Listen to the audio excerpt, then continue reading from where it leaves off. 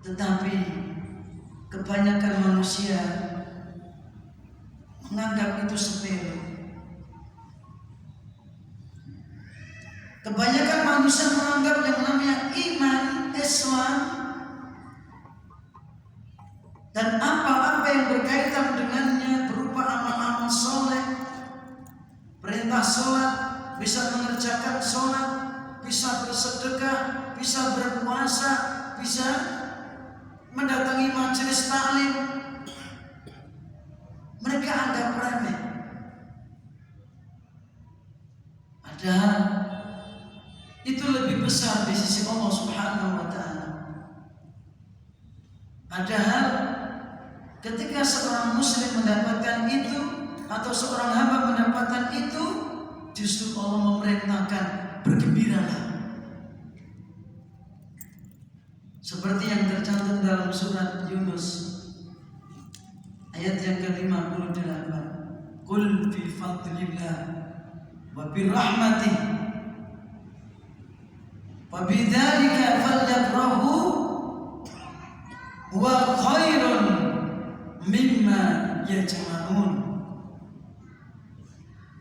Qul, katakan ya Muhammad, katakan kepada mereka, kepada orang-orang yang beriman, dengan mendapatkan karunia dari Allah, anugerah dan rahmat. Rahmat yang dimaksud adalah rahmatul khasah, iman, Islam, dan yang berkaitan dengannya berupa amal-amal soleh.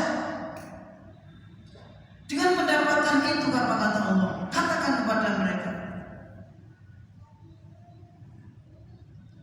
fabidzalika falyafrahu, maka dengan sebab mendapatkan seperti itu, mendapatkan itu semuanya, falyafrahu, hendaklah mereka bergembira. Bergembira mendapatkan iman,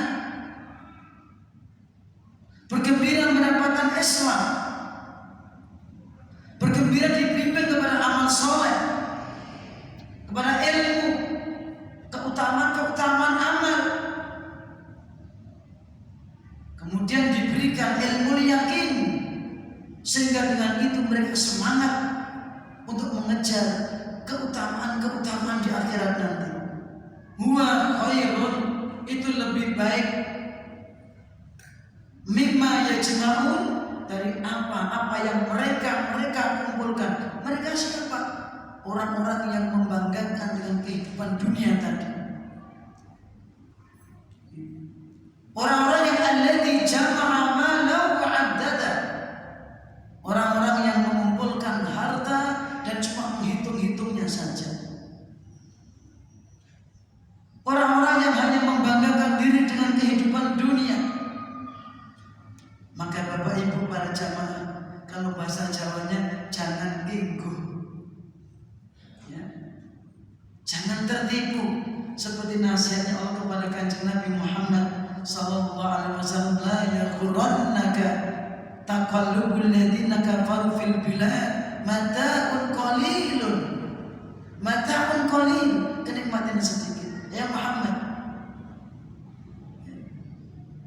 jangan sampai menipu kamu bolak-baliknya orang-orang yang tidak beriman di suatu negeri. Mereka meraih keuntungan besar dari kehidupan dunia, dari perdagangan mereka. Kamu jangan tertipu. Allah ingatkan, mata pun qalil, meskipun mereka menganggap dapat untung banyak, tapi itu cuma kenikmatan, cuma sedikit. Setelah itu kemana? Wa ma'wahum jahannam, tempat tinggal mereka di neraka jahanam. Wa bi'sal masir, itulah sejelek-jelek tempat kembali. Kemudian para jamaah, sebelum kita masuk ke dalam pembahasan surat Al-Falaq, saya mengingatkan kepada diri saya sendiri, kepada antum sekalian, kita saat ini seperti tertulis di pamflet, berada pada tanggal 7 Dzulqa'dah.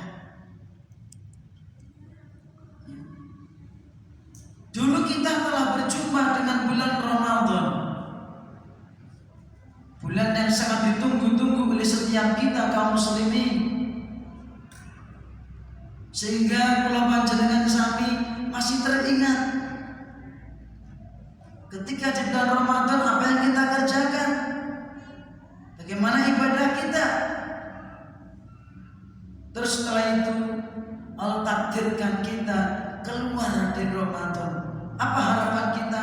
Kita berharap semoga ketika kita keluar dari bulan Ramadan dalam kondisi maghfuranlah, diampuni oleh Allah Subhanahu wa taala. Amin. Terus kita melalui bulan Syawal, ya, dengan izin Allah dan rahmatnya Allah, kita saat ini bisa berada di bulan Dzulqa'dah, salah satu bulan di antara bulan-bulan yang dimuliakan oleh Allah Subhanahu wa taala. Salah satu bulan di antara bulan-bulan suci. Salah satu bulan di antara bulan-bulan yang memiliki keutamaan, yaitu bulan yang ketika seorang muslim mengerjakan amal-amal soleh, kebaikan-kebaikan, pahalanya akan dilipat gandakan oleh Allah Subhanahu wa taala. Badhe dipun tikelaken dening Allah. Salat, sedekah, qiraatul Quran, pahala umrah, ya, pahala thalabul ilmi, pahala silaturahmi, pahalanya akan dilipat gandakan oleh Allah Subhanahu wa taala. Tetapi juga ada peringatan.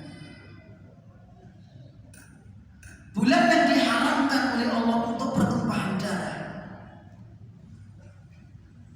Allah melarang kaum muslimin berperang di bulan haram kecuali terpaksa diperangi. Bulan yang ketika seseorang berbuat dosa, berbuat zalim, berbuat maksiat, pun juga dosanya akan dilipat gandakan oleh Allah Subhanahu wa taala. Dalam sebuah ayat dalam surat At-Taubah ayat yang ke-36 Allah berfirman, "Inna iddatash syuhuri indallahi isna asyara syahran fi kitabillah yauma khalaqas samawati wal arda minha arba'atun hurum dzalika ad-dinul qayyim fala tadlimu fihinna anfusakum." Sesungguhnya jumlah bilangan bulan di sisi Allah itu ada 12 bulan. Jenengan hafal betul Pak? Hafal enggak? Syuro sama mulut ba'da mulut, Jumatil awal, Jumatil akhir, Rejab, Ruah, Poso, Syawal, Dzulqa'dah, kita bisa. Lu enggak hafal itu? 12 bulan dalam Islam. Yang Allah katakan apa?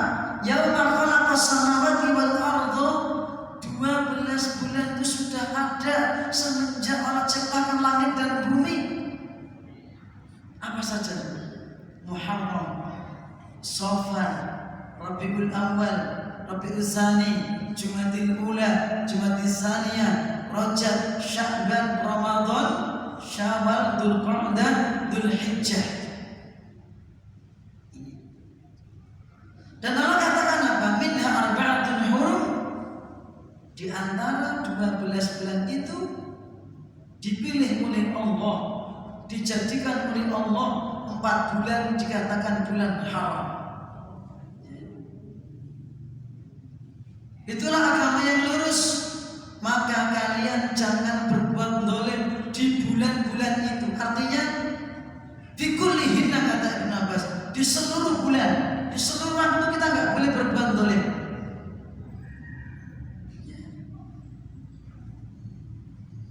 Bulan apa saja Bapak Ibu para jamaah? Dalam hadis riwayat Imam Al-Bukhari, Imam Muslim, qala Rasulullah Inna zamana qad istadar. Sesungguhnya zaman, waktu itu berputar. Kahayatihi, seperti apa adanya, ya, seperti kondisinya. Waktu itu berputar.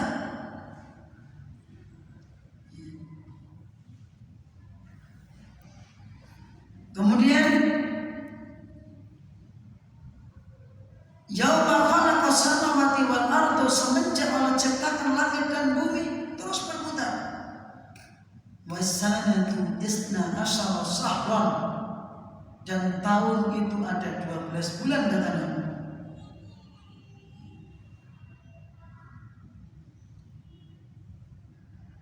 Kemudian dari 12 bulan itu minha arba'atun hurum, ada 4 bulan haram. Salasatul mutawaliyatun, yang 3 berturut-turut. Kalau zaman dulu belum ditentukan mana bulan pertama, maka untuk menandai tahun Hijriah akhirnya ditentukan bulan Muharram, bulan pertama. Tapi dulu gak ditentukan. Maka Nabi mengatakan apa? Salah satu mutawaliyatun, 3 bulan berturut-turut. Kanjeng Nabi jelaskan napa punika? Dzulqa'dah 1, wa Dzulhijjah 2, wa Muharram 3. Yang keempat adalah wa Rajab Mudhar baina Jumada wa Sya'ban. Loncat bulan Rajab, itu bulan antara Jumada dan Sya'ban, antara Jumada Tsani dan Sya'ban, itu Rajab. Jadi bulan haram itu adalah Dzulqa'dah, Dzulhijjah, Muharram, Rajab. Berkata sahabat Ibnu Abbas radhiyallahu anhuma tentang ayat ini, fi hadhil ayat, bila menjelaskan tentang fala tadlimu fihinna anfusakum, kalian jangan berbuat dolim di bulan-bulan itu. Artinya fi kullihinna, di setiap bulan, setiap waktu, yang namanya dolim itu diharamkan oleh Allah kapanpun.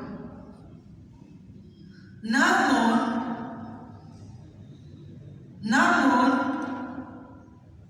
kemudian Allah summa ikhtasallahu ta'ala min dzalika arba'ata hurum, Allah mengkhususkan dari 12 bulan itu 4 bulan, namanya bulan haram. Faja'alahunna haraman, Allah jadikan 4 bulan itu bulan haram, bulan suci, bulan yang mulia. Wa a'dhama hurumatihinna, dan Allah anggap besar keharamannya di 4 bulan itu. Faja'ala dhanba fihinna a'dham, kata Ibnu Abbas, Allah jadikan perbuatan dosa di 4 bulan itu lebih gede, lebih besar dosanya. Wal amala shalihah wal ajra a'dham, tapi demikian pula amal soleh, pahala berbuat kebaikan di bulan haram itu juga pahalanya lebih gede, lebih besar. Maka di dalam ayat dan hadis itu Bapak Ibu adanya satu motivasi, ya kan? Targhib buat kita untuk semangat beramal soleh. Yang kedua adanya tahdzir, ya, adanya tarhib, adanya tahdzir, ancaman, peringatan dari berbuat zalim. Kenapa? Dosanya juga dilipat gandakan. Ini juga seperti perkataan seorang ulama tabi'in namanya Qatadah. Dia juga mengatakan, "I'lamu, ketahui oleh kalian, inna dzulma fi ashhuril hurum a'dhamu khati'atan wa wizran fi ma siwahunna." Ketahui oleh kalian, sesungguhnya kezaliman di bulan-bulan haram a'dhamu khati'ah, itu suatu dosa yang lebih besar, kesalahan lebih besar. Wa a'dhamu wizra, dan dosanya lebih besar dibandingkan perbuatan dosa di waktu-waktu yang lainnya. Wa in kana dzulmu fi kulli halin ghaira ta'ilin, kata beliau, meskipun kezaliman di waktu yang lainnya itu biasa, tidak besar, walakin Allah yu'adzimu min amri man yasha, Rabbuna ta'ala, akan tetapi Allah menganggap besar di antara perkara yang Allah perintahkan, yang Allah larang besar, maka sebagaimana yang Allah kehendaki. Maka Bapak Ibu para jamaah, ini sebagai peringatan untuk diri saya sendiri dan antum sekalian, bahwa kita saat ini berada di bulan haram, ya, bulan Dzulqa'dah. Setelah dulu kita Ramadan semangat, maka mari kita semangati lagi. Fa'idha fa'araghta fansab, nek wis rampung urusan sejine dan ganti liyane. Dah selesai sholat, dikir, ya, selesai amal ini ganti yang lainnya.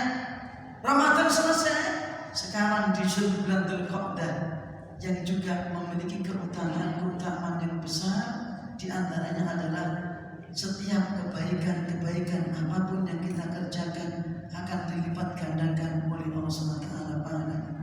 Maka para bapak-bapak, silakan perbanyak perbuatan baik kepada istrinya. Maka para ibu-ibu, silakan memperbanyak perbuatan yang baik kepada suaminya.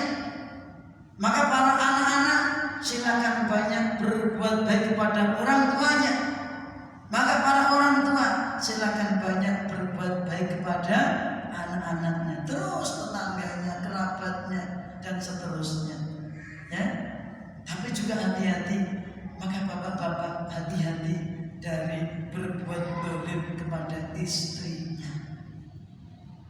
Juga ibu-ibu, hati-hati dan waspada dari berbuat zalim kepada suaminya. Anak-anak juga demikian, hati-hati dan waspada zalim kepada orang tuanya. Orang tua juga demikian, hati-hati dan waspada zalim kepada anak-anaknya, kepada kerabat dan tetangga-tetangganya.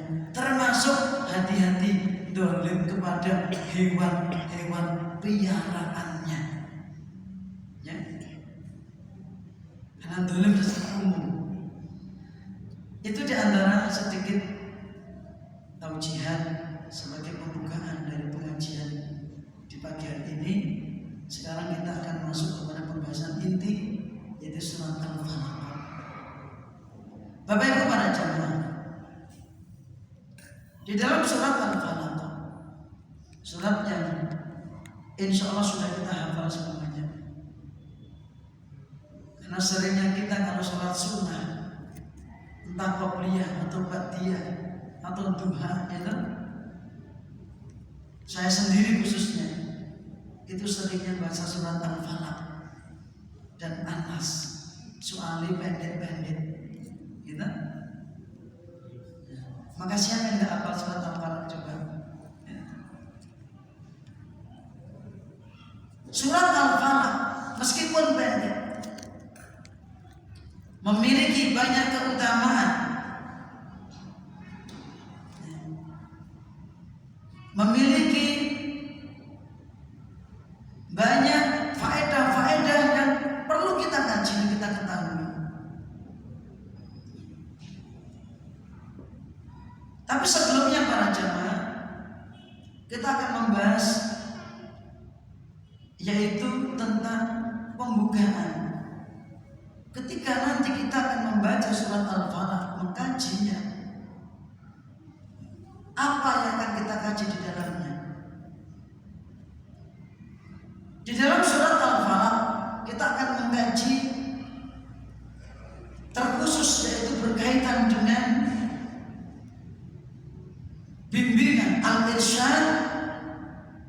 ila kaifiyatil isti'adzati minasyarri wa ahli. Di dalam surat Al-Falaq ini terdapat bimbingan. Kita akan dibimbing oleh Allah.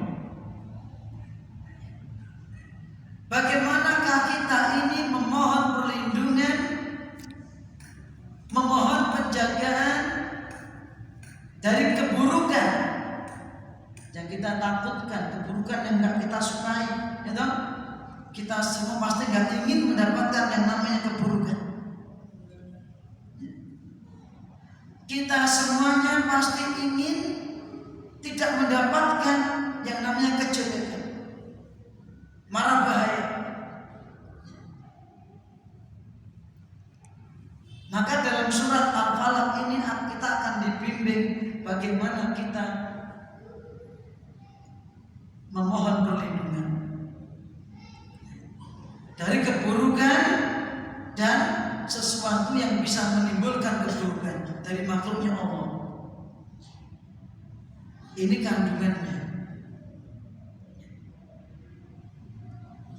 Maka dalam surat Al-Falaq ini akan membahas perkara yang namanya al-isti'adzah. Al-isti'adzah. Apa itu al-isti'adzah? Al-isti'adzah adalah seseorang, artinya adalah thalabul i'adzah, memohon perlindungan. Wal i'adzatu, sementara kalimat sendiri artinya adalah al-himayatu min makruhin,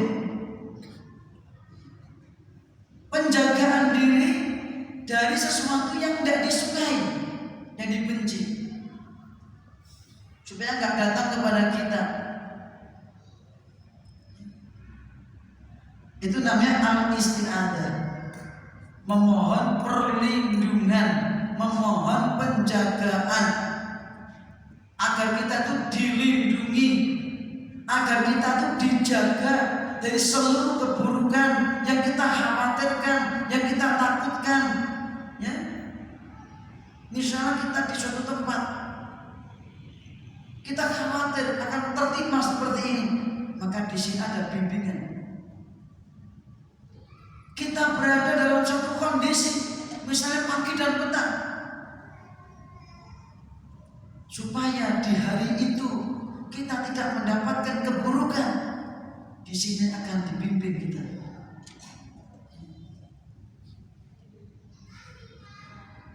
Tapi sebelumnya, saya akan menyampaikan apa yang disampaikan oleh Fadilatul Syekh Muhammad bin Shalih Al-Utsaimin dalam kitabnya salah satu usul. Kitab beliau penjelasan tentang 3 fondasi yang utama. Beliau menjelaskan tentang perkara yang berkaitan dengan al-isti'adzah dalam kitab beliau Syarhu Salasatil Usul atau Al-Usul Salasah. Beliau menjelaskan tentang macam-macam al-isti'adzah. Maka nanti kita membahas surat Al-Falaq itu masuk dalam mana? Dalam bagian mana? Dalam macam yang mana? Ada 4 macam para jamaah.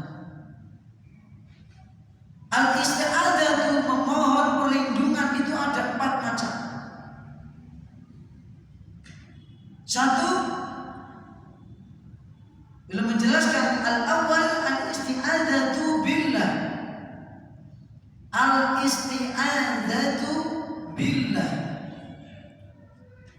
seseorang memohon perlindungan kepada Allah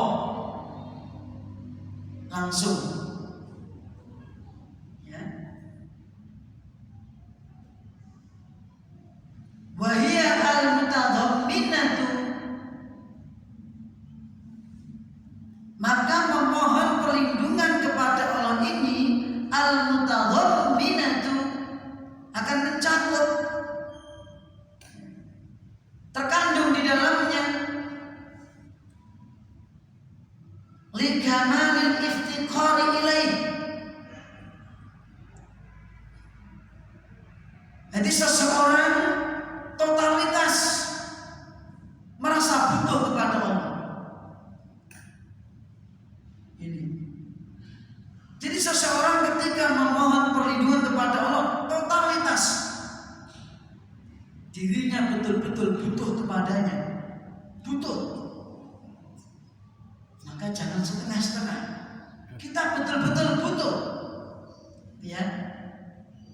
Wal i'tisami bi. Seseorang mengharapkan penjagaan dari Allah sepenuhnya. Kemudian wa'tiqadi kifayatihi. Seseorang harus meyakini bahwa Allah akan mencukupi. Ya, tak ulangi lagi. Seseorang ketika memohon perlindungan kepada Allah harus totalitas, ya, totalitas, nggak boleh setengah-setengah, bahwa dirinya betul-betul butuh kepada Allah.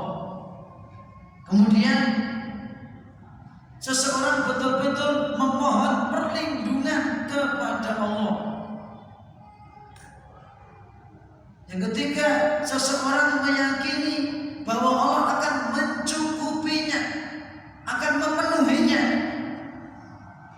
Ketika kita minta, Allah akan memberinya, harus yakin. Wa tamami himayatihi, dan Allah akan memberikan penjagaan yang sempurna. Itu yang harus kita yakini. Min kulli syai'in, dari segala sesuatu, hadirin, baik yang terjadi saat ini, wa mustaqbalin, maupun nanti akan datang, saghirin au kabirin, baik perkara yang kecil ataupun yang gede, wa basyarin au ghairi basyarin, baik yang ditimbulkan dari manusia ataupun selain manusia. Ini al-isti'adzatu billah, memohon perlindungan kepada Allah. Iktisamu billah, ya, ini itu yang pertama. Dan beliau menukil dalil satu surat Al-Falaq, wa dalilu qawlu ta'ala qul a'udzu birabbil falaq, dan seterusnya. Yang kedua surat An-Nas, qul a'udzu birabbin nas. Maka nanti Bapak Ibu ketika kita membahas surat An-Nas pun juga kita juga membahas tentang al-isti'adzah, cuma nanti sasarannya berbeda. Artinya apa? Yang dibahas di masing-masing surat itu nanti titik beratnya berbeda-beda. Sama-sama memohon perlindungan, tetapi titik beratnya berbeda. Ya, itu yang pertama. Yang kedua, Bapak Ibu para jamaah, seseorang memohon perlindungan kepada Allah, di samping langsung kepada Allah.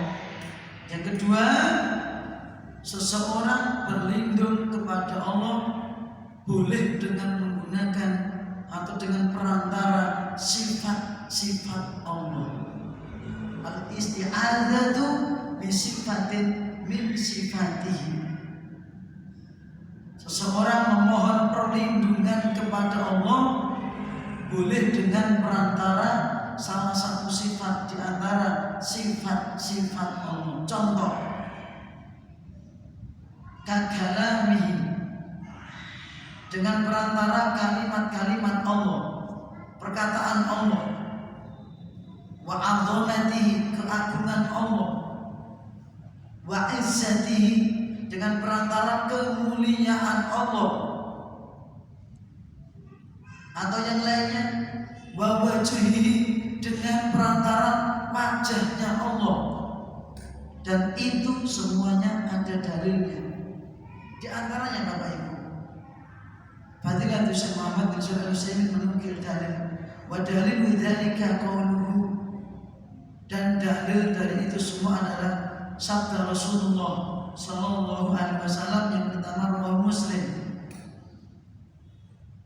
Beliau menuntunkan kepada kita, a'udzu bikalimatillahi tammati min syarri ma khalaq. A'udzu, aku berlindung dengan perantara kalimat-kalimat Allah. Ini kalam, ya, perkataan yang sempurna. A'udzu, aku memohon perlindungan dengan perantara kalimat-kalimat Allah yang sempurna, min syarri ma khalaq, dari keburukan seluruh makhluknya. Ma khalaq ay kulli makhlukin. Ini dibaca kapan? Ini dibaca kapan? Ini baca kapan? Ketika zikir petang. Terus apa lagi, Bu? Apa lagi, Pak? Kapan kita ngecapkan ini doa yang mustajab ini? Gitu? Kapan dicapke? Dipraktekkan kapan? Ketika kita singgah di suatu tempat. Jangan tidak sabar, jangan tidak lepel, mau ke tempat rekreasi, tempat mana dituju, turun di situ, baca zikir ini. Ya. Seperti sabda Rasulullah sallallahu alaihi wasallam, "Man nazala manzilan", barang siapa yang singgah di suatu tempat terus membaca zikir ini, a'udzu bikalimatillahi tammati min syarri ma khalaq, aku berlindung dengan perantara kalimat-kalimat Allah yang sempurna dari kejahatan seluruh makhluknya. Lam yadurruhu syai'un hatta yartakhila min manzilihi dzalik, kata Nabi. Tidak ada sesuatu apapun yang akan bisa membahayakan dirinya, mencelakakan dirinya, mengganggu dirinya sampai dia pindah ke tempat lain. Pindah sana, baca lagi. Pindah sana, baca lagi. Ya. Ketika Anda misalnya naik bus, turun di terminal, baca itu. Anda naik kereta, turun di stasiun, baca itu. Anda naik pesawat, turun bandara, baca itu. A'udzu bikalimatillahi tammati min syarri ma khalaq. Kalau ketika dibaca sore, dibaca berapa kali? 3 kali. Ya. Ini kalimat ampuh, Pak. Tapi syaratnya harus yakin. Betul-betul kita tuh butuh perlindungan. Butuh, Pak. Dan kita harus meyakini Allah akan mencukupi kita, menjaga kita. Itu. Dengan penjagaan yang sempurna. Kita kan tidak tahu mau pergi ke sana itu.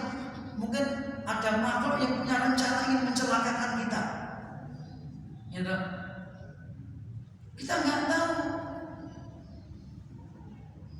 Karena golongan jin itu selalu ngawasi kita.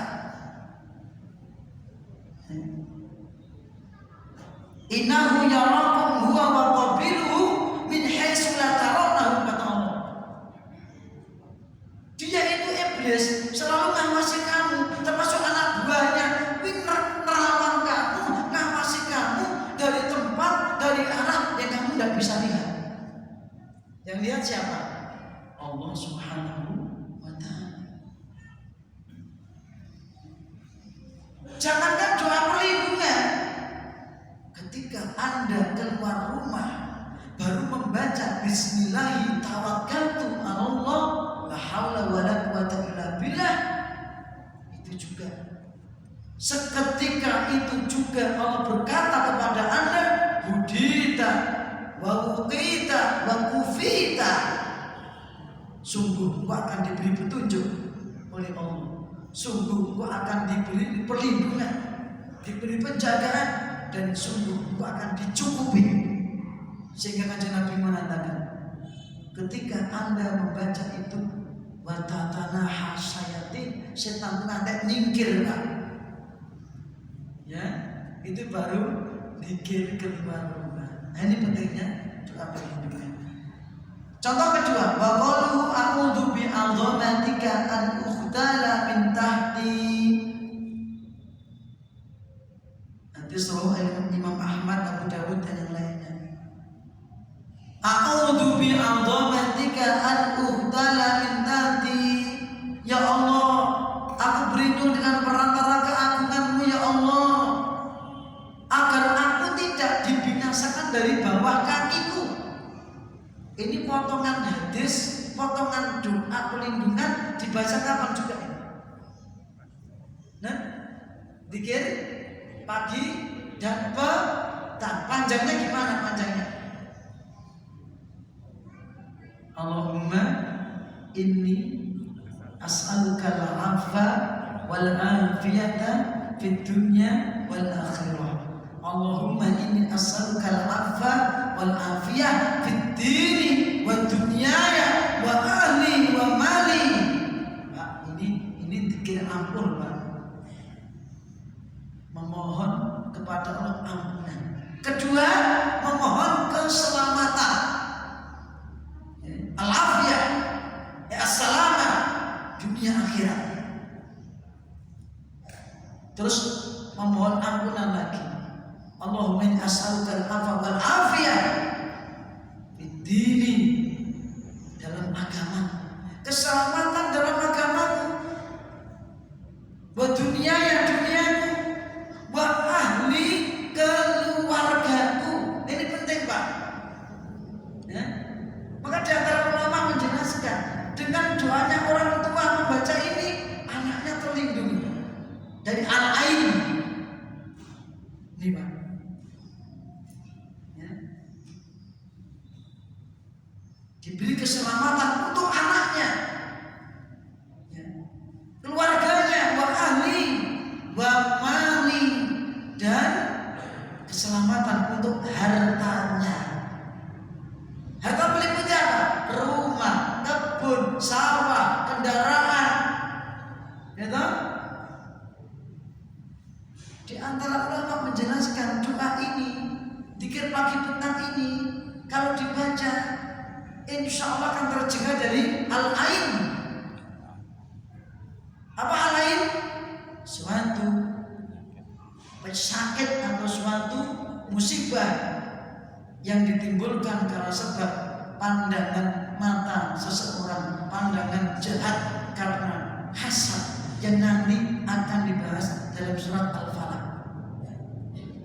Doa perlindungan dari pengaruh iri dengkinya seseorang. Tapi nek moco sing tenanan, bacanya yang khusyuk dan kita merasa butuh. Nanti akan saya bacakan insya Allah perkataan Al-Imam Ibnu Qayyim, kebutuhan kita terhadap surat Al-Falaq ini. Kalau nggak nyadar hari ini, sebulan akan datang. Ngaji kuwae baju mini gitu aja. Ya Pak. Orang rampung-rampung ya. Wis ben apa-apa. Penting baju mini. Sak nglampune. Enggak usah kesusu pengen rampung. Satu pembahasan dapat faedah dan seterusnya. Ini zikir pagi petang. Ya. Wa ahli wa mali.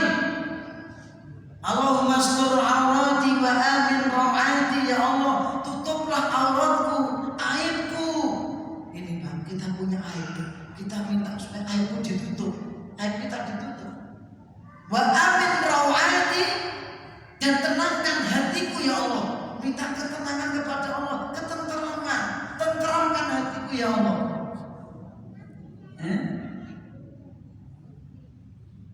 Allahumma astur aurati wa amin rawati. Allahumma fatni, ya Allah jagalah diriku, min baini yadayya, dari depanku. Jangan pas lampah nyetir kendaraan, nyetir mobil ya. Kita nggak tahu nanti ada apa. Ini doa, ya Allah jagalah aku dari depanku ya Allah. Wa min khalfi, dari belakangku. Kita nggak tahu ada orang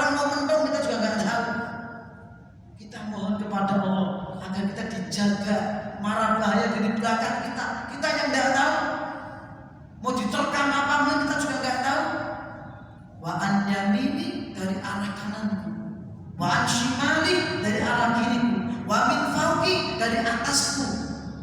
Kita sering melihat orang ketiban apa? Kita memohon kepada Allah perlindungan. Nah, terakhir apa? Wa a'udzu bi a'dhamatika an uhtala min tahti. Aku berlindung dengan perantara keagungan-Mu ya Allah dari dibinasakan dari bawah kakiku. Apa itu, Pak? Apa itu, Bu? Tsunami, gempa bumi, banjir, ya kedlowok, keceglong, dan seterusnya. Nah, yang membahayakan kita. Masya Allah, ternyata dalam zikir pagi petang itu sesungguhnya ada doa-doa yang ampuh bagi orang yang paham dan ngerti dan yakin. Nah, kalau ketika membaca jangan tergesa-gesa, jangan rampung, jangan, tetapi betul-betul dipahami, dihayati dengan khusyuk dan betul-betul kita butuh kepada Allah Subhanahu wa taala. Jangan tergesa-gesa. Luangkan waktu ketika zikir pagi petang. Ya. Contoh, ketika Anda habis sholat subuh, paling butuh waktu 1/4 jam. Habis sholat subuh, terus zikir habis sholat, setelah selesai nanti dilanjutkan zikir pagi. Paling 1/4 jam. Bahkan tidak ada. Habis sholat asar, habis sholat ba'da sholat, zikir ba'da sholat, kemudian nanti dilanjutkan zikir al-masar, zikir petang, paling 1/4 jam.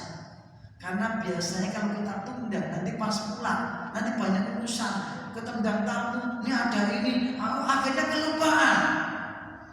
Gimana apa gitu? Ya tuh ya Pak. Seringnya kita terlupakan. Karena kalau sudah di rumah digoda sama, kalau ibu digoda sama bapaknya,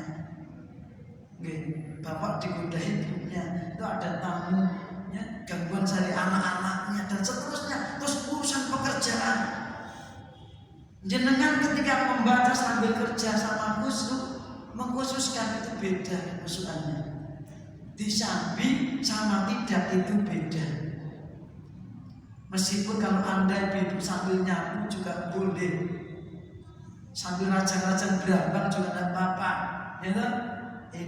Ini contoh doa perlindungan dengan perantara sifat Allah. Contoh lain dengan perantara ridhonya Allah. Wa qauluhu, kata beliau rahimahullah ta'ala, a'udzu biridhoka min sakhatika wan nar. Aku berlindung, a'udzu biridhoka. Ridho itu sifatnya Allah. Al-dhamah itu sifatnya Allah. Al-kalam itu sifatnya Allah. Maka kita diperbolehkan, bukan dicontohkan oleh Nabi, berlindung kepada Allah dengan perantara sifat-sifatnya. Ya. Aku berlindung dengan perantara ridhomu agar engkau tidak murka kepadamu. Berikutnya, wa qalu, contoh lagi, hina nazala qaulu ta'ala, ketika turun ayat surat Al-An'am 65, qul huwal qadiru ala an yab'asa 'alaikum 'adzaban min fawqikum wa min tahti arjulikum. Katakan Muhammad, huwa dialah Allah, Al-Qadir yang kuasa, yang mampu, ya, ala an yab'asa 'alaikum, mampu mengirimkan bencana dari atas dan mampu mengirim bencana dari bawah kakimu. Faqala, terus Kanjeng Nabi berdoa, a'udzu biwajhika, ya Allah, aku berlindung dengan perantara wajah-Mu. Ya. Al-wajhu termasuk sifat di antara sifat-sifat Allah. Kanjeng Nabi berdoa dengan perantara wajah Allah. Ini macam yang kedua, berlindung kepada Allah dengan perantara sifat-sifatnya. Ya. Yang pertama tadi dengan perantara dzatnya, langsung kepada Allah. Yang kedua sifat-sifatnya. Yang ketiga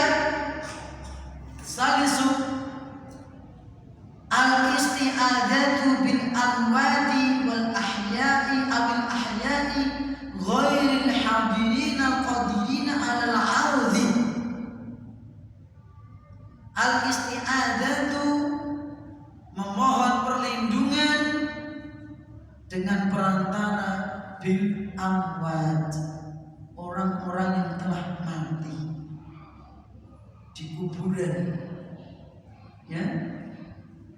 Kemudian awil ahya, atau dengan perantara orang-orang yang masih hidup tetapi tidak mampu memberikan perlindungan. Dia nggak hadir di situ, nggak aneh, jauh di sana dimintai perlindungan, ya kan? Ada masalah, ini sahabat siapa? Bopo biung lindungi aku, biungi di sana. Dia di perantauan, contoh, ya. Fahada syirkun, ini perbuatan syirik, memohon perlindungan kepada orang yang telah mati atau benda-benda mati, ya, atau kepada orang yang masih hidup tapi nggak hadir di situ. Kalau hadir boleh enggak? Nanti nomor 4, ya. Bagaimana bentuknya? Kalau nggak hadir, nggak bisa beri pertolongan, maka ini tidak boleh. Seperti yang Allah sebutkan dalam surat Al-Jin ayat yang ke-6. Wa annahu kana rijalun minal insi ya'udzuuna birijalin minal jinni fazaduhum rahaqa. Wa annahu kana rijal, ada golongan laki-laki dari golongan manusia, mereka memohon perlindungan, sambat, mohon perlindungan kepada golongan laki-laki dari golongan jin, ya. Misalnya mereka dulu orang Arab ketika masuk di pedalaman, di gurun yang jauh, yang di situ mereka sambat kepada jin yang dianggap penunggu gurun tersebut, ya, memohon perlindungan biar dalam perjalanannya nggak diganggu, ya, nggak disakiti. Itu menurut mereka itu betul-betul terjadi. Atau orang masa hutan mau rambah hutan, kemudian orang itu bukan minta kepada Allah tetapi sambat kepada siapa? Kepada makhluk yang dianggap penunggu hutan itu, supaya nanti ketika masuk hutan dia dijaga, dia dilindungi. Akhirnya memberikan syarat, ini nyembelih apa, terus dipersembahkan kepada sesuatu yang dianggap penunggu hutan tersebut. Atau mau melaut, berangkat cari ikan, kemudian sebelum berangkat mereka memohon perlindungan kepada makhluk yang dianggap penunggu laut itu, biar gak digoda, gak diganggu, gak disakiti, dan seterusnya. Akhirnya mengadakan persembahan kepada makhluk yang dianggap penunggu laut. Ini adalah perbuatan syirik. Kalau katakan apa? Fazaduhum rohaqa, akhirnya mereka menambah dosa, menambah sesat. Semakin jauh disesatkan, disimpangkan, dilencengkan, sementara mereka tidak merasa. Ini yang ketiga, hukumnya haram. Yang keempat, ini yang keempat adalah macam isti'adzah yang keempat, al isti'adzatu bima yumkinu al-'audzu bihi minal makhlukina minal basyari awil amakini aw ghairiha fahada jaizun. Yang keempat adalah memohon perlindungan dengan sesuatu yang mungkin bisa melindungi dari para makhluk berupa manusia. Contoh, ada orang dikejar-kejar penjahat, perampoknya banyak, Jadi kejar satu orang, lari karena bawa duit banyak. Terus di tengah jalan ketemu dengan Pak Polisi atau Pak Tentara, gitu. Pak, tolong Pak lindungi saya, gitu ya. Pak, tolong lindungi saya. Lu ada apa? Saya kejar-kejar perampok Pak. Oke, sini. Nah, Pak Tentara atau polisi yang bawa bedil, dia bisa lindungi enggak? Bisa. Ya. Maka seperti ini boleh. Pak, lindungi saya Pak. Atau lari ke kampung, bilang sama Pak RT, Pak RT tolong lindungi saya, sembunyikan saya. Lu ada apa? Aku dikejar-kejar sama penjahat. Oke, masuk sana. Masuk ke bawah dipan. Terus lewat. Pak, tadi ada orang lewat sini enggak? Bajunya ini, jadi saya ini. Oh, enggak ada nak. Saya tadi datang lari ke sana. Dibohongi, tapi demi menyelamatkan nyawa. Maka orang yang minta perlindungan kepada Pak RT, Pak Polisi atau tentara atau sesuatu yang bisa melindungi, maka boleh tidak? Boleh, hukumnya jaiz. Awil amakin atau tempat. Contohnya, lu panas sih lu, saya berlindung sih di bawah pohon, gitu. Berlindung di bawah pohon. Maka pohon itu bisa melindungi dari panas.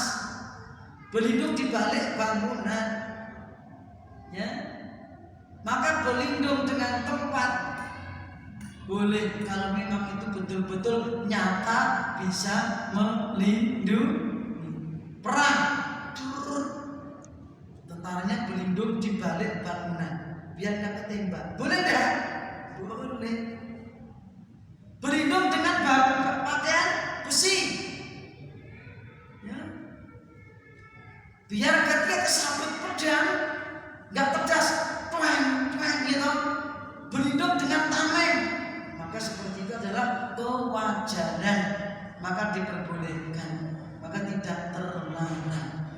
Selama itu secara nyata bisa melindungi, punya kemampuan, maka hukumnya jaiz. Ini Bapak Ibu para jamaah, 4 macam doa perlindungan. Kurang berapa menit? Terus kemudian syarat isti'adzah. Nah, ini penting juga. Syarat al-isti'adzah. Syarat memohon perlindungan ada 3. Syaratnya ada 3. 1, syaratnya adalah at-ta'awud, kalimat yang diucapkan, untuk memohon perlindungan, atau a'udhu atau a'tasim, aludhu. Itu pertama. Yang kedua,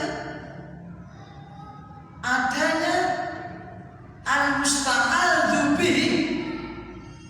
Al-musta'adzu bihi, apa itu? Yaitu yang dimintai perlindungan, yang mampu memberi perlindungan. Itu syarat yang kedua. Syarat yang ketiga, al-musta'adzu minhu, sesuatu yang kita takutkan kejahatannya, keburukannya, ya, yang kita mohon perlindungan darinya, biar nggak menimpa kita, nggak menyakiti kita. Itu 3 syarat itu. 1, ta'awud, kalimat atau lafaz seseorang ketika memohon perlindungan. Yang kedua, yang dimintai perlindungan. Yang ketiga, yang dikhawatirkan, yang ditakutkan kejahatannya, yaitu orang-orang atau makhluk yang kita memohon perlindungan darinya, dari kejahatannya. Itu 3 syarat. Ya. Ketika nanti kita membahas surat Al-Falaq, masuk yang mana ini?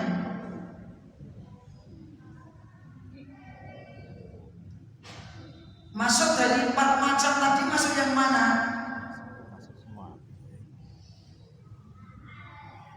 yang pertama. Atau boleh juga masuk yang kedua, sama saja. Karena dengan perantara sifat rububiyah Allah.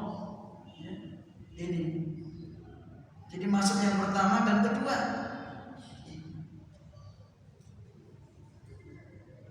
Dan al-isti'adzah seperti itu adalah ibadah.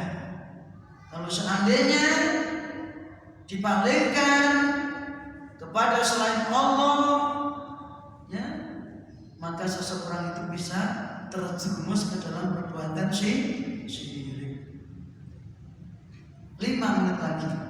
Kemudian kita masuk kepada surat Al-Falaq. Bapak Ibu para jamaah, surat Al-Falaq dinamakan surat Al-Falaq karena di awal ayat terdapat kalimat Qul a'udzu birabbil falaq, atau juga sering disebut dengan surat Qul a'udzu birabbil falaq, atau juga sering disebut dengan digabungkan dengan surat An-Nas, dikatakan Al-Mu'awwidhataini, 2 surat yang dipakai untuk doa perlindungan. Atau juga disebut dengan Al-Mu'awwidhat, digabungkan dengan Al-Ikhlas, Al-Falaq, An-Nas, disebut Al-Mu'awwidhat, surat yang dipakai untuk doa perlindungan. Tempat turunnya di mana? Para ulama menjelaskan, ya, ada yang mengatakan surat ini adalah Makkiyah, ada yang mengatakan Madaniyah. Maka ini nggak begitu penting. Yang terpenting adalah isi kandungan surat tersebut. Yang mau mengatakan Makkiyah ya monggo, Madaniyah ya monggo. Cuma bedanya kalau Makkiyah itu turun sebelum Kanjeng Nabi Muhammad SAW sebelum hijrah. Kalau Madaniyah surat yang turun setelah Nabi hijrah, meskipun apa? Turunnya di Mekah. Ya. Meskipun turunnya di Mekah tetap dikatakan Madaniyah. Seperti surat Al-Maidah ayat yang ketiga. Turunnya di mana? Di Mekah. Di mana? Di Padang Arafah. Harinya apa? Jumat. Bulannya apa? Dzulhijjah. Waktunya apa? Sore.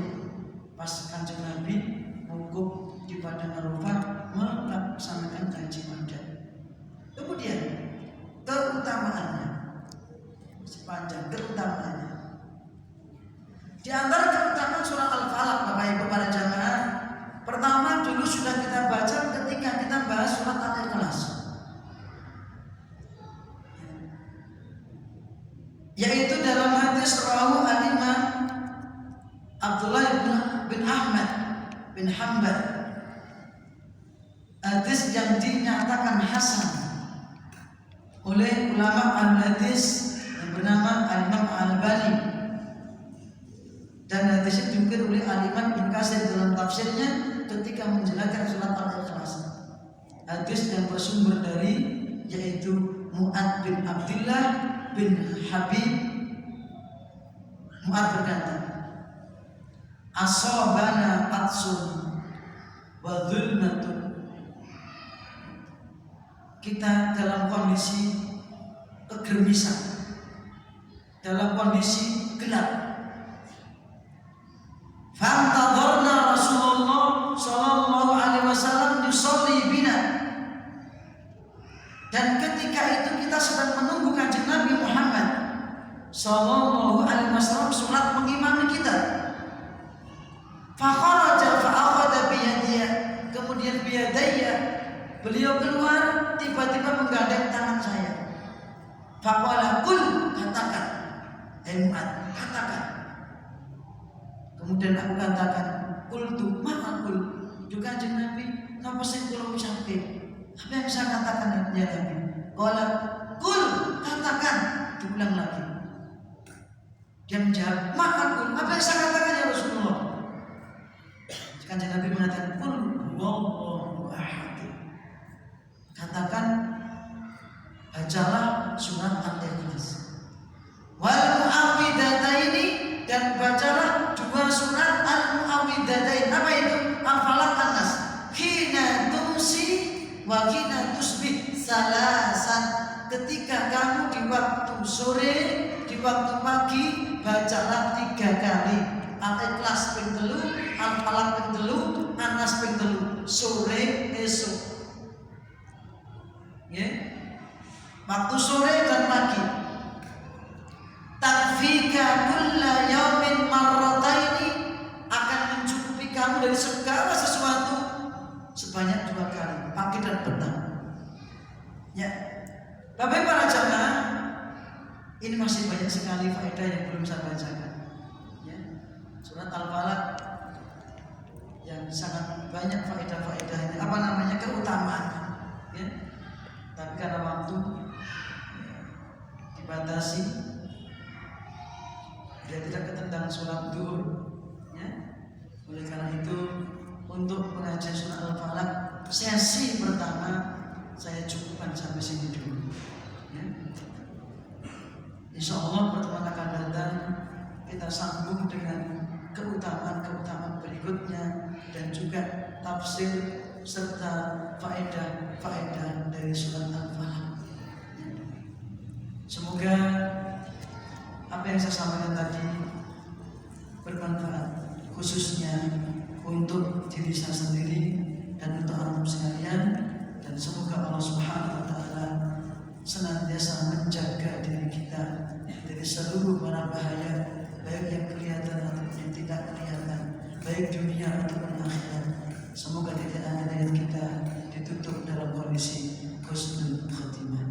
Amin ya rabbal alamin. Wa akhiru da'wana alhamdulillahi rabbil alamin. Waktu saya kembalikan kepada pembawa acara. Ya, baik. Terima kasih Ustaz.